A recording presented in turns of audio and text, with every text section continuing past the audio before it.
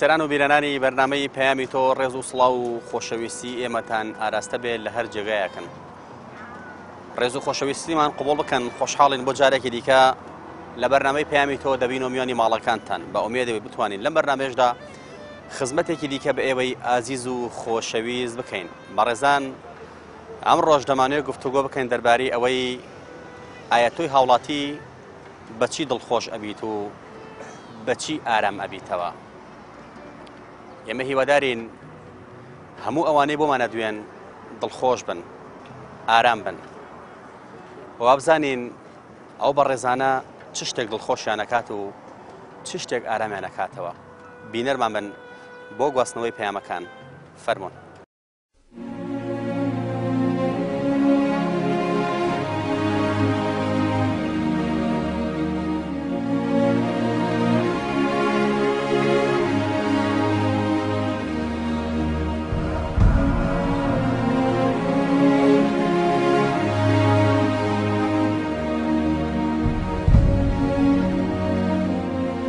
بەخوا لێ دانیشم بە تا ئێوارە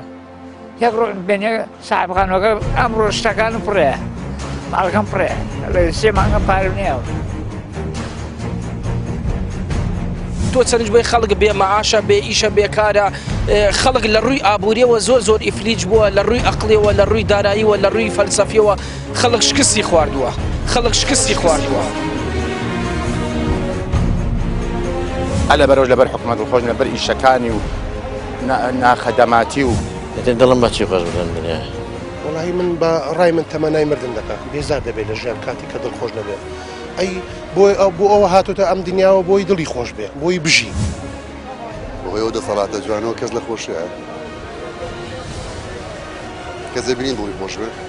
کە دەبینم خەڵک دڵخۆشە منیش دڵخۆش دەوم بە دڵخۆشی خەڵک. یانی ئەو کاتە من ئاسوودەم کە بەرامبەرەکەم دڵخۆش کەم.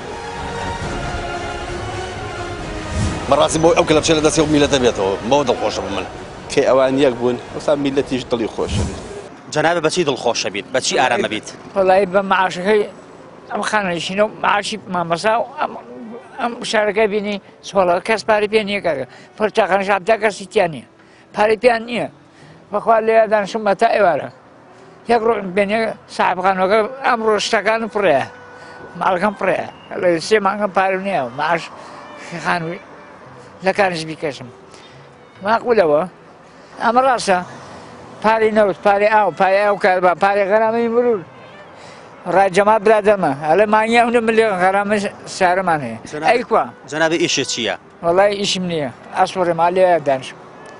پێشمەرگەی خانەشین ماش نییە. پێشمەرگەیت؟ وەڵا ئەوە هەویەکە من پێشمەرگەی دێرین یەکێتی نیشتیمانی 82 پێشمەرگەم. ماقولە لێ بکەم. کاک سۆران، ئەمە زوومێکەوە بکە کۆمەڵەی پێشمەرگە دێرینەکان شەی داشم کرد. کۆمەڵی پێشمەرگە دێرینەکان ڕێزلێنان تایبەت بۆ پێشمەرگانەی خۆبەخشانە بەشدار بوون لە شەڕی دژی تیرۆرستان. ناو جەمال محەممەد کەریم ئەحمەد لە دایکبووی 1961 میحوەر دووس. ئەمە تۆ ڕێزلێنانە بۆ کردوی؟ بەڵێ. لەبەرەمە ڕێزلێنانەکەت چیان بۆ تۆ کردووە؟ وەڵای هیچ ئەوە تا یەک ڕۆژ زەوی وەرنەگرتووە؟ ناوەڵای هیچم وەرنەگرتووە. ئەو مەرگرتووە. ئەوش 15,000 یاسم 15,000 ئەمە شە لێ سەندی؟ ئەو هەیە 15,000 لێسم. کرێت چی شیت؟ هەروەڵا. تۆ بەچی دڵخۆشە بیت؟ وەڵای بە مەعاشە کرێچیم بانی ئەوە تاشنەکەم ڕۆشتە ماڵی باوکی. بۆچی چۆتە ماڵی باوکی؟ وەڵا کرێخانم نایەوە سێ مانگە چۆتم نی بەجێش.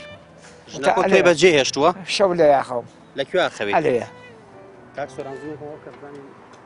ئەلێ ئەخەم ئەوشێ ئەو دارە ئەما قودە. داواکاری چییە؟ تۆ بەچی دڵخۆشە؟ حکومەت نەمێنێ باشە. چی نەمێنێ؟ چی نەمێنێ؟ حکومەت نەمێنێ. ئەگە حکومەت ئابێ نەبێنێ. ماقولە من ماقولە ما یەک ڕۆژ لێ دانیشی بایەکۆ. تۆ پێشمەرگایەتی و کردووە؟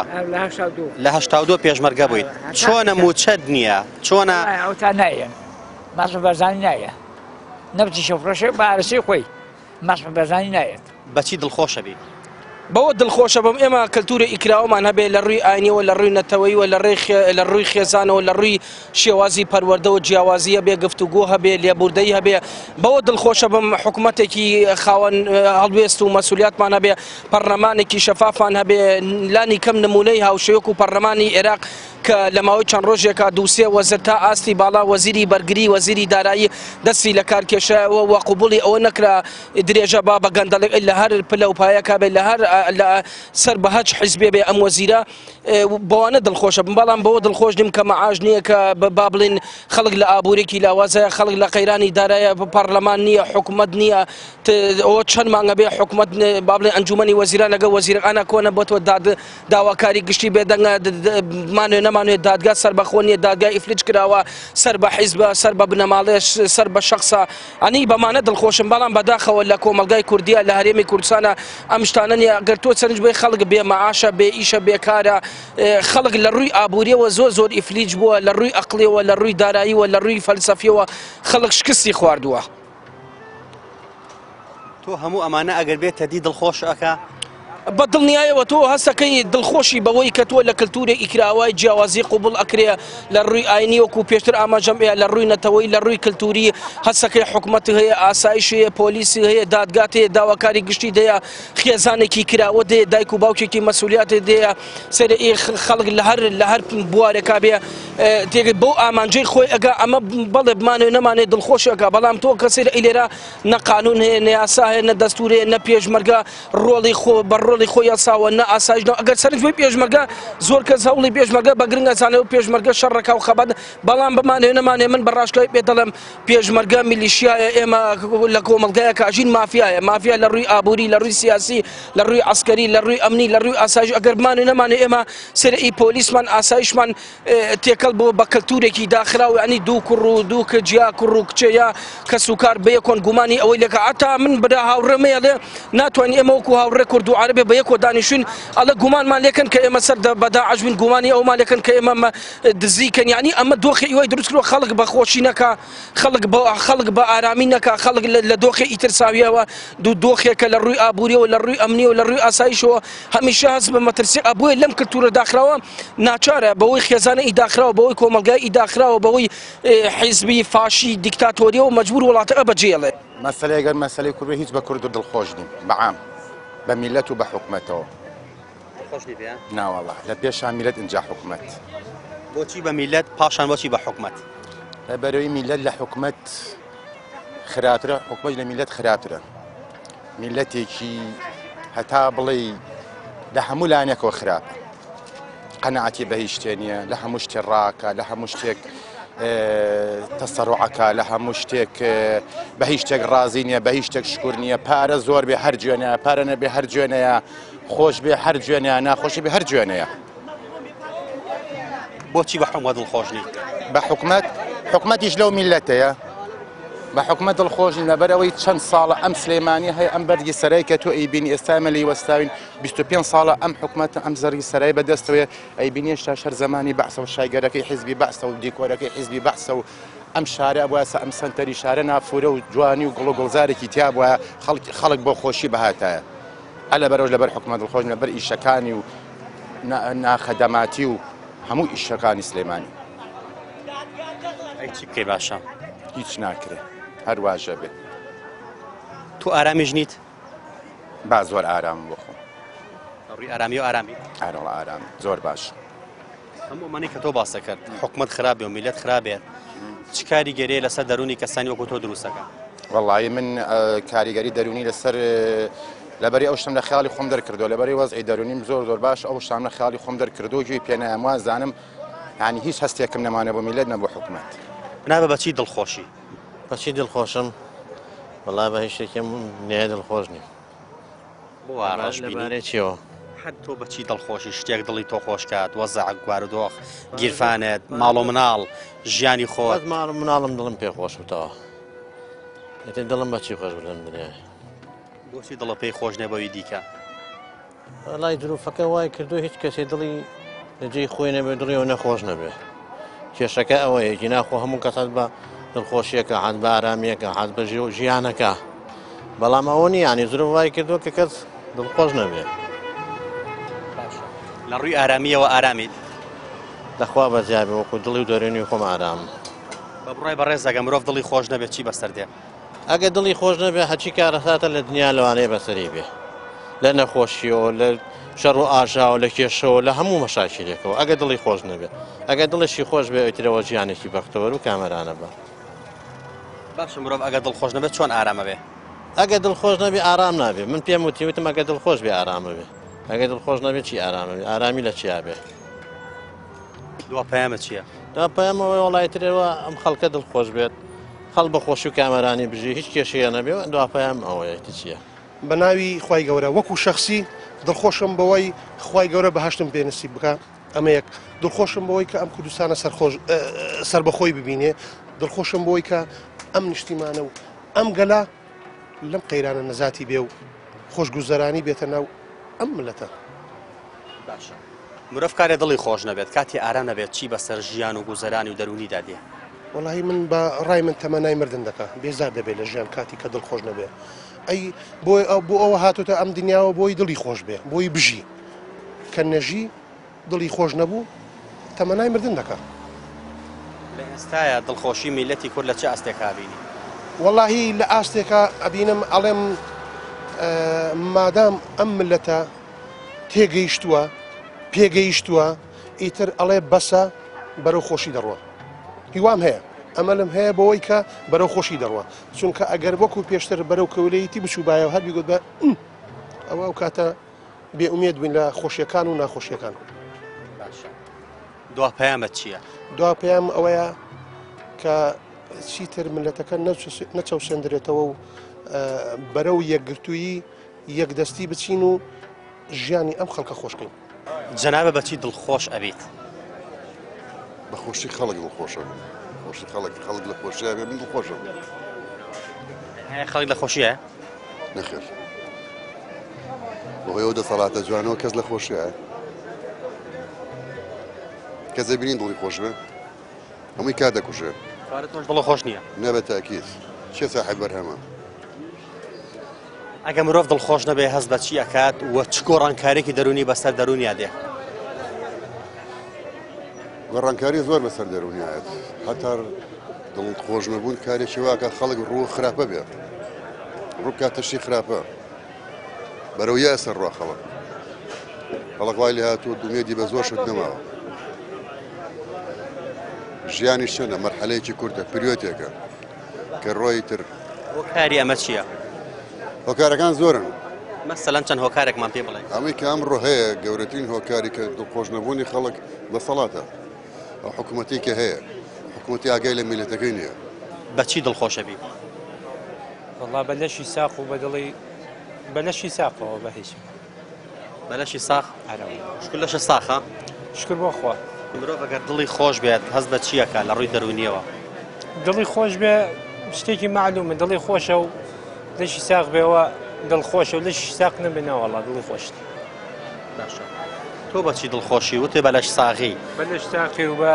ماڵ و مناڵە سەڵامەت بێ و بێ دەرد و بەڵا بێ وڵاتەکەت خۆش بێ و خۆش بەخوا بەزیاد مرۆڤ ئەگەر دڵی خۆش نەبوو چی بەسەر دێ دڵی خۆش نەبێ وێران نەبێ وێران نەبێ دڵخۆشی خۆت بکەی نابێ بە قسەی ئەسا بکەی نابێ بە قسەی دڵ ناخۆشی بکەی نابێ بە قسەی دڵ خۆت بکەی ئەبێ مسەیتەر بی بەسەر ئەسا بخۆتەوە جەنابە بەچی دڵخۆشە بی واللهی کە دەبینم خەڵک دڵخۆشە منیش دڵخۆش دەوم بە دڵخۆشی خەڵک یانی کە خەڵک گوزەرانی خۆش بی خەڵک ینی ژیانی مسەیر بی و بەو شتانە هەستەکەی خەڵک دڵی خۆش بێ بە خودای زەحمەتە چکە خەڵک لە قەیران دەژی لە نەبوونی بێمەعاشی ئەو شتانەوەی تاسیری کردیە لە بازار خەڵک کە دەبینی کە نەبوونە کەم دەرامەتە ئەوە تاسیر لەسە بازار دەکات دەبتە هۆی نەهامەتی و ناخۆشی تۆ دڵ ناخۆشە بەخوای نالم دڵم ناخۆشە بەس وەزعەکە بەعام لە هەمووان خۆش نییە مرۆڤەکە دڵی خۆش نەبوو چ گۆڕانکارێکی دەرونی بەسەر دەرونی دادێ گۆڕانکاری تووشی خەمۆچی دەبی تووشی ناڕەحەتی دەبی کێشەی خێزانی زۆر دەبی کێشەی ئیجتیماعی زۆر دەبی بەعام بوارەکە تاسیل لە هەموو خەڵک دەکات هەموو خەڵیان تاسیل لە هەموو خەڵک دەکاتن بە شێوەیەکی ناڕاستەوخۆ تاثیری لەسەر ڕوخسار و شێوەی قسەکردن و شتانەش دەکات. طبعا خەڵکە دڵی تەنگ بوو توش نانم کێشەی اجتیماعی زۆر دەبی ینی لە دموچا و لە ڕنگ و ڕوو ئەوانەی دیارەکە ینی پێوەی دیارەکە ینی دڵی ناخۆشە خەڵک ینی بەعام کە تاثیری اجتیماعی نەبوونی قەیرانی و دارایی ئەوانە تاثیر لەسەر حالەتی دەرونی مرۆڤ دەکات بە تایبەتی. پەیامە چییە؟ وڵی حەزەکەم ئەو وەزع بگۆڕێ ینی ئینشاڵڵا خۆی گەورە وەزعی وامان بینتە پێشکە لەسەر ئەو کێشانە زاڵ بین هەموو لایەک کۆک بین و تەوا بین ئینشاڵڵا کوردستانی شەراوەدان و بەرەو پێش بچین ئینشاڵڵا. مرۆڤ بەچی دڵخۆشە بێ؟ کاسێ پر ئاشتی ماڵە هەموو مرۆڤێک کە کاسێ پڕ بوو دڵخۆشە بێت لەگەڵ ئەوەشە هەموو شتێش پارەژ نییە پارەژ مرۆڤ دڵخۆش ناکات. زۆر شتە بەڵام هەموو شتێنی نا هەموو شتێک من لەگەڵ تام چکە مرۆڤ پارە دروست دەکات پارە مرۆڤ دروست ناکات بەڵام لەم ڕۆژەیە کاسێ پر ئاشتی ماڵە. تۆ دڵ خۆش ئێستا؟ من ئاسوودەم ئەبێ دڵم خۆش بێت. ئارامی لە دەرونیەوە؟ نەخێر. کە تۆ ئارام نەبی دڵخۆشی تۆ بێ لەکوێ بێ؟ دڵخۆشی من ئەوەیە دوو هاوڕێم بدینم دوو کەسی وەکو جەنا بدینم نوکتێکی بۆ بکەم قسەی خۆشی بۆ بکەم بووی لەم مەعاناتە ڕزگاری بێت. ئەو من مرتاحە من ڕۆژانە با پێ بڵم چی بە فێسبووکە بێت چی بە قسەی خۆش بێت ئەو کاتە من ئاسوودەم کە بەرامبەرەکەم دڵخۆشکەم. جەنابە بەچی دڵخۆشی؟ بەچی ئارامی؟ وەڵی خەڵک بە شێوەیەکی گشتی بەچی دڵخۆش بە منیش هەر بۆ دڵخۆشە. نەگوڵێن بەچی دڵخۆشە بێ؟ وەڵی وەزعی ئابووری باش بێت وەزعی سیاسی باش بێت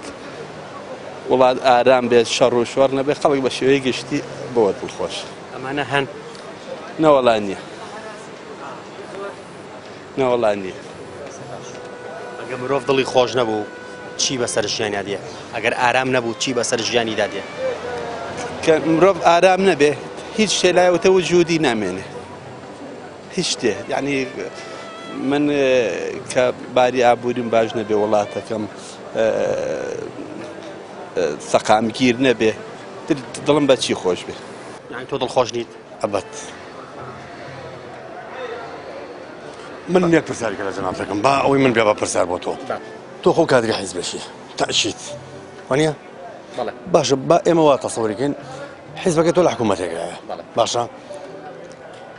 چاوەڕان چی لە مردووە کرێ حیزبەکەی تۆ پارچە ئاڵتونە بە مردوویەکەوە ئەم پارچە ئاڵتونە بۆ لە مردووە ناکەنەوە ئەم گوارەی بۆ لە گوێ مردووە ناکەنەوە بۆ نایەنە دەرێ تۆ وەردەری ئەو وەختە خزمەتەکەی نەک ئێستا لەگەڵ ڕێزم قاچێکە لەناو حکوومەتێک و قاچێکە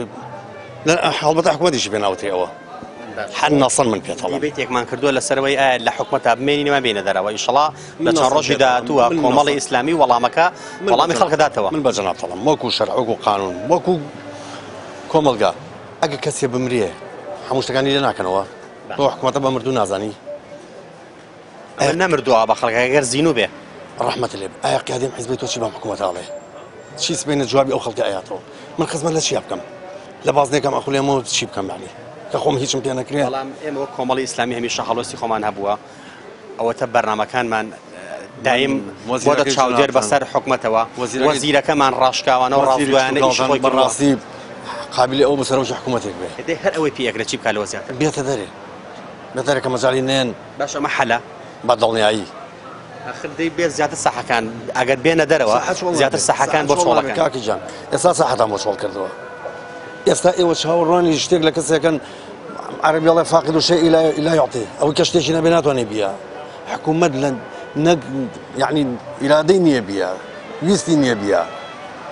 شاوران شي لك بسيط الخوشي دو والله لنا شنو حكومتها مراسي بو او كلبشه لداس يوم ميلته بيته بو دل خوشه بمن ام حكومه لنا تشيت دل خوشك كلبشه لداس يوم ميلته بيته خلق ازاده به خلق اوي كب من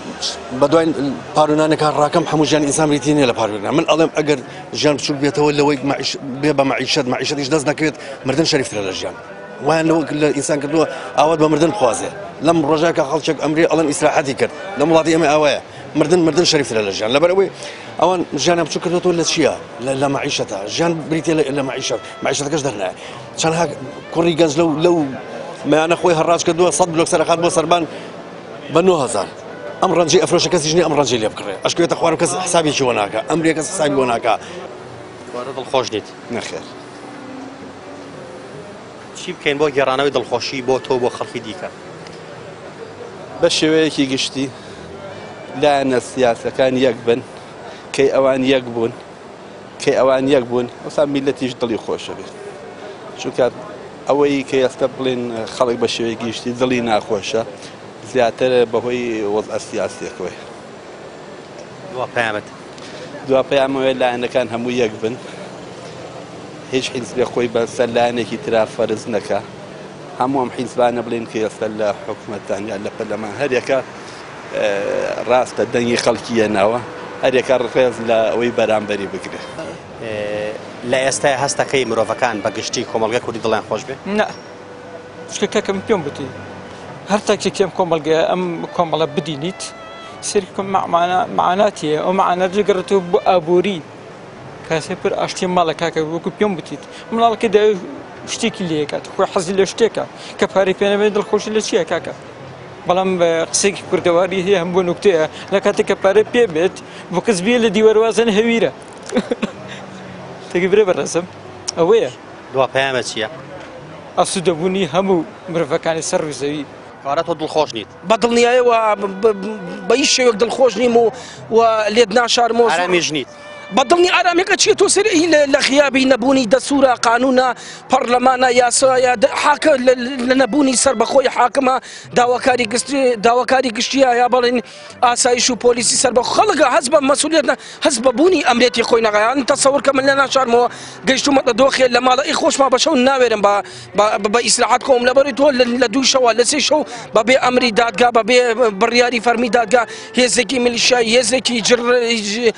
جڕەش هێزی پۆلیس ئاسایش پێشمەرگە ئەویا بەسەرە ئەو بە ناوی حاکمە و بە ناوی داواکاری گشتی و بە ناوی تیرۆر و ئەو بە دوای هەفتێ دوو هەفتە بە زۆری کە سوکارەکە هەڵ بۆ ئێن لە چ سژنێک ئەبوو دۆزن ئەگەر سەرنج بی من بەچی دڵم خۆش بێ سیرکە لە پارێزگای سلێمانیا سێ سجنەیە سژنی با بڵین تەفسیرات و گرتنەوە گۆستنەوەمانەیە سژنی معسکەر سەلانمانەیە سژنی سووسێمانەیە سژنی کانی گۆمەمانەیە سژنی ئاسایشمانێ ئەگەر سەرنج بی ئەم سژنانە بەڕاشکایی پێ بڵم بەبێ ترس یەک مەسئولی یەکێتی و گۆڕانیشی تیانێت لە بەلایەنەکانی تریشەوە مەسئولێکی عسکەری کە تێوە گڵاون لە مافیایە لە دزیە لە چەتەیە لە پیاوکوشتنە لە ئەختیلاتە یەک مەسئولی ئەوانی تیانێ بەڵام هاوڵاتی مەدەنیتە دزی با بڵێ هێلکە دزیتێ قاز دزیتێ هەندزیە یەک مەسئولی عسکەری و مەدەنی ئەم حیزبانیتیان نییە دڵم پڕە معقول نە 82 برام شەیدە هیچیان حەزکی هیچیان پاک خۆم یەشێتیم ئەمە ڕاستە بەس بە قورعانە کە خوا خسوێتە خوارەوە بۆیە قورعان بە عەرەبی دابەزیوە بۆیە عەقڵ بن بەسەمە خەریکی دین چی یەشێتی و چی پارتیش هەمووی خەریکی دین ئەمە نۆتە بۆ چوە ڕۆ فۆرم ئەو سەرایە نییە ئەو سەرایە خۆم کە چوومە ژوورۆ یەک سەرجنی تیا بوو دەرگای لێداکڕ بە خۆم شانم باشە کە شەماڵ لێ بوو هەموو عالەمەزانی جەمالی حەلاو چییە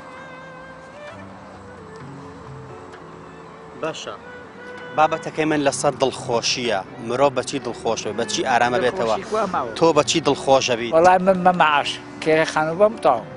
مەعاشە بدرێتەوە کرێخانەکە بۆ بدرێت کرێخانەکە برێ مەسلاحەت بوو ئەو تا کابرا ئەمڕۆ شەکان فڕێە ئەمڕۆ ئەشەکانە فڕێە بچمە چوو دوا پەیامە چییە سێ زعیفە سێ کەس پێێتە چێ ماڵی براکەشم جێم ناکاتەوە بڕۆ دوای جەلەلکەوە دوا پەیامە چییە لای دوا پەیام ئەمڕۆ بانی هەتا یەکشەمە مەعاش منێنە ئەلیانە چۆن ئاگرینە بڕچێ خۆمان لێ سووتێن تاوە تەحال شەڕی شەنگار نییە پیاو نەبوو بچێتە مەچوو من نایی ئەوە هەویەکەمە کە چوومە ناو شەنگار شەڕی شەنگالی شەکەر ئەوەتە کە شەڕی بەن شەنگارم کردووە هەموو جیان پارچەیە کیمیاییش لێیاوم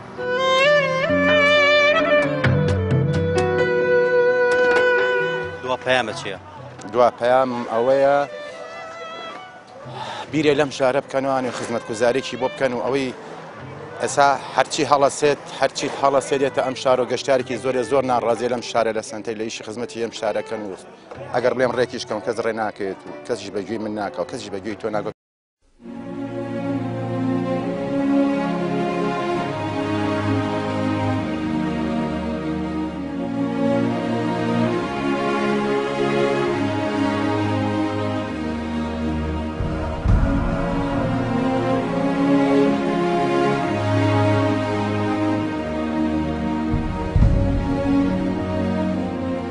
بەخوا لێ دانیشم بە تا ئێوارە یەک ڕۆ بێنێ ساحبخانەکە ئەمڕۆ شتەکانم پڕەیە ماڵەکەم پڕەیە لە 3 مانگە پارەم نییە تۆ چەنج بۆی خەڵک بێ مەعاشە بێ ئیشە بێکارە خەڵک لە ڕووی ئابوووریەوە زۆر ئیفلیج بووە لە ڕووی ئەقلیەوە لە ڕووی داراییەوە لە ڕووی فەلسەفیەوە خەڵک شکستی خواردووە خەڵک شکستی خواردووە هەلە بەرەوە لەبەر حکومەت خۆش لەبەر ئیشەکانی و ناخەدەماتی و دڵم بەچی خۆش بدەن دنیا وەڵاهی من بە ڕای من تەمەنای مردن دەکات بێزار دەبێت لە ژیان کاتی کە دڵخۆش نەبێت ئەی بۆ ئەوە هاتوتە ئەم دنیاوە بۆی دڵی خۆش بێ بۆی بژی بۆی ئەو دەسەڵاتە جوانەوە کەس لە خۆشیە کەسێ بینین دڵی خۆش بێ کە دەبینم خەڵک دڵخۆشە منیش دڵخۆش دەبم بە دڵخۆشی خەڵک یانی ئەو کاتە من ئاسوودەم کە بەرامبەرەکەم دڵخۆشکەم بەڕاستی بۆ ئەو کە لە بچێت لە دەستی میلەتە بێتەوە بۆ دڵخۆشە من کەی ئەوان یەک بوون ئەسا میلەتیش دڵی خۆشە پێشمەرگەیەکە لە جەب هەیە ئەوەنیان پێویست پێێتی تا بە کوشتی ئێن کە بە کوشتیان نا ماڵ مناڵکی ئەکەوێتە سەرجادە کری خانووگەی پێ نادرێت ساحبخانووگە دەری ئەکا ئەمە یعنی چی ئەمە خۆتان ئەمە هاوچەشە چی ناوەنێن هەموو ئەمانە توی دڵ ناخۆش کردووە من ئەی چۆن من مناڵەکە بن بە سەرجادە وەزارەتێکمانی پێڵ وەزارەتی کار و کاروباری کۆمەڵایەتی هەموو مناڵی سەرجادی ئێمە 2000 کەسە ئەی وەرز وەزارەتی کاروباری کۆمەڵایەتی من کادرەکان بینی ئەوانی کە خوان پاڵاوتە بۆ پەرلەمان ئەهاتن دۆمینان ئەکرد لە چاخانی شعب قاورمان ئەخوار کە ئەچوونەوە ئەو کۆڵانی ئەو دیۆخوان ئەڕشانەوە دڵنیا بەوا بوو يعني ما تاكيب خلطين تاكيب بناوي كوماليا قصي بريقاري وكو حكومة وكو دولة وكو من أم يكون إنسان بجيم كاكا من أم يكون إنسان بجيم كرامة ما بلا ملاطيا هولاتي بم كاكا حسب بكم كا قبري بابير من ملاطيا منش صاحبي ملاطيا من علي منش بين صاحبي ملاطيا من شيله دولة بكم كرجانا جريان بو منالك بك كري خانو كم بينا دري كاب نتوانم دو على قبر مو بمالو شيله دولة بكم تو شي ناوي ام دولة ثاني شي ناوني حفظكم ملتي تيكن ئەگەر مرۆڤ دڵی خۆش نەبوو لە ڕووی دەرونیەوە چی گۆڕانکاریی بەسرا دێت ئەزانانی کە ئینسان دڵی خۆشە بێ با بەرسارگی جناب بۆ ئینسان ئەزانانی کە دڵی خۆشە بێ وەختێک کە هەست بە ئینسانبوونی خۆی بکە من ئێستا زانی لێرە واچم بۆ ئەچم بۆ چوار دەوری دیوارێک پیاڵەن چاخانەیەک دانیشتم وەختی خۆمی تیا ئەکوژم بە یاری کاتی نازانم چیوە خۆ مەشغوڵ ئەەکەم دانی چی تۆ چی نای مە چی دڵم خۆش بێ بەچی کە مستقبلی وڵاتەکەم دیار نەبێ مستقبلی مناڵەکانم دیار نەبێ مستقبلی ڕەفیق و برادەرەکانم دیار نەبێ هەمووی ئێستاش من تۆ ئێستاعدادمان تیا ئەگەر باسی حیزبایەتی کرد من تۆ لەوانەیە دڵمان لێکتری عاجز بێ کاکە ئێمە مێشکی ئێمان داگیر کردووە ژیانی ئێمان داگیر کردووە من ئەڵێم ئەم حکوومەتی ئێمە شتی کردووە بەس خوا نەسەر هەمووی مرۆڤ جەزەرەوە گەرانەتی بێ ئەم حکوومەتی ئێمە شتی کردووە گوناه هەبڵی شتی نەکردووە ئەزانی چی کردووە ئیرادی ئینسانی شکاندووە ئینسانی تەدمیر کردووە ئێمەی محتاجی پاروێنان کردووە ئێمەی زەلیل کردووە بەرنامەیەکی دوو لە ڕووی جەنابێ ڕۆژ تا ئێرە بە بەرنامە ئێمە فەساد ئەکەن بەرەڵامان ئەکەن ئیرادەمان لە دەست ئێن ئەم حکوومەتە ناتوانێت بڵێ ئیشی نەکردووە چۆنی ئیش نەکردووە ئەی ئیرادەشکانی ئێمە ئیشکردنی نەئەویست ئەی زەلیلکردنی ئێمە ئیشکردنی نەئەویست ئەی برسیکردنی ئێمە ئیشکردنی نەئەویست ئەمانە حکوومەت کردوێتی کاکە هەر کەسێکیش لە حکوومەتە بێت تاوانبارە بڕوان پێ بکەم من تۆن لەگەڵ ڕێزمە ئەو دوکانە پشتێنین نیەتی ئەومان هەبێ ئەگە تۆ نەشیگە لە نوێ ڕێگای بگەڕێتەوە ئەبوو منێ بگرتیان نەدێشتا من بڕۆم نەدی هەڵای من دیوار دەرگاکە بشکێنم وایە زۆر باش دوا پەیامەت وڵای دوا پێم تەمەنا ئەەکەم لە خوای گەورە تەمەنا ئەەکەم ڕجا ئەەکەم دەستی ئەو میلەتە ماچکەم ئەم حکوومەتە بەرەڵای واز لێ بێنن باوەڕیان بەوە نەبێت چوار کەس دانیشتن لەگەڵ ڕێزمە مێزگردی ئەکەن ئێستا من لەوێ هاتم نازانم پلاتفۆرمی نازانم دابڕێن کاگەجام قسە بریقارانە بەسە بەسە کاکەجا من ئەمە وەکو ئینسان میلەت چی بکە میلەت چی بکە وڵای میلەت هەسێ چۆن بەعسی فڕێ قابل ئەمانە لە فیرعون مهمترن نە لە شای ئێران مهمترن نە لە سەدام حوسێن مهمترن نە لە قەزافی ئەسڵەن گوناح باسی قەزافیەکان نە لەوانە مهمترن فرانە نەدەرێ کاکە میلەت وڵاتی ئێمە هی میلەتە كي هي كومالت زوج جردو مافيا قناح بلاي مافيا علاقي فقيرين أشد بيصيد والله من قناح بغانا بلاي مافيا قناح بغانا بلاي برالله شو كابنا دولا روج جنابه برالله لسطا يكس فتي إنساني تيامه أما تانا ومخينا ويسقانيش برالان كاكا تانا ومخ يسقان أو تانا يالن كردي سوريا إسعاد كان يالن كردي تركيا إسراحات كان أذان بيشان لبغايا بيشان لإيران بيشان لتايلاند تو شينا يماناني شينا يماناني هزار حاجة لو بحراني أخن كان مردن شرف يعني لدى شو ناموس يعني فوتا من الله المروي يعني شيء يعني دواي أمد شيء خلق شاوران شيء خلق شاوراني كبروتي بيقرن لسجادة بشغل يروح بيبان تاعي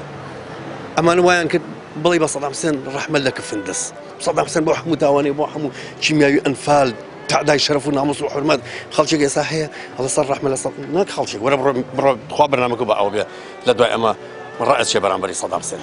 وجدانن با برنامج كذا وبيا مزان صارنا وي خلق ناله رحمة لصدام حسين أما شيء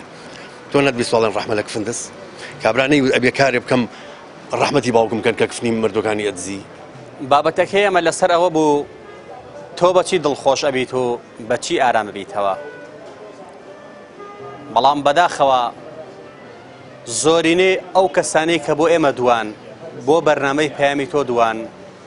وتیان ئێمە دڵخۆش نین ئێمە ئارام نین چونکە بە وەزع و گوزەرانی خەڵکە دەبینیت خەڵک چی بەسەر هاتووە و خەڵک بۆ پاروێنان چۆن ژیانی وێران بووە هاوڵاتیان پیان وایە مرۆڤ کاتێ دڵخۆشە بێت کە شکۆی پارێزراو بێت مرۆڤ کاتێ دڵخۆشە بێت کە قوتی نەبڕدرێت کە نانی هەبێت مرۆڤ کاتێ دڵخۆشە بێت کە هەموو خەڵک دڵخۆش بێت زۆرینەی هاوڵاتیان هاوڕان لەگەڵەوەی کە خۆشی ئێمە پەیوەستە بە خۆشی هەموو خەڵکەوە ناخۆشی ئێمە پەیوەستە بە ناخۆشی هەموو خەڵکەوە پێشمەرگەیەکی دێرینیش کە لە شەڕی شەنگاندا بەشداری کردووە بەدڵی پڕەوەمان دوا و وتی ئەمڕۆ هەتا یەکشەمە گەرموچەکەم نەدرێتێ بەڵێنی داوە لەبەر سەرای ئازادی خۆی بسووتێنێت خۆی بکاتە قوربانی سیستەمی حکومڕانی هەرێمی کوردستان چونکە بە بڕوای ئەو لە ئێستادا ژنەکەی بەجێ هێشتووە و چۆتۆ ماڵی باوکی هێندە کرێ ساحێب خانوەکە هاتە دەسەری بۆ کرێ ژنەکەی ماڵی بەجێ هێشتووە ئەو هاوڵاتە پێیوا بوو کە ئەو سێ کچی هەیە چیان لێ بکات خۆشی لەبن توێکە شەوانە خەوێ لەبەر درکی سەرای ئازادیدا ئێمە هیوادارین هاوڵاتیانی هەرێمی کوردستان چیتر لەمە زیاتر شکۆیان نەشکێنرێت هیوادارین ئەو هاوڵاتی بەڕێزە لەو بەڵێنەی کە دایەتی پاشگەز بێتەوە و لایانی بەدپرس و لایانی دەسەڵاتدارانی هەرێمەش فریای ئەو کەسەکەون بەر لەوەی کار لە کار بکرازیە و گیانی خۆی بکاتە خۆڵەمێش ئێمە هیوادارین مرۆڤەکان دڵخۆش بن شکویان پارێزراو بێت ئارام بن هیوادارین حکومەتی هەرێمی کوردستان چاکسازی دەست پێ بکات بۆ ئەوەی چیتر هاوڵاتیان نیگەرانتر نەبن ئەمە پەیامەکانی هاوڵاتیان بوون پەیامی ئێمەش گەیشتە پایان تا پەیامێکی تر هەموو لایەکتان بەخوای گەورە ئەسپێرین خوای گەورە پشت و پەنای هەموو لایەکمان بێت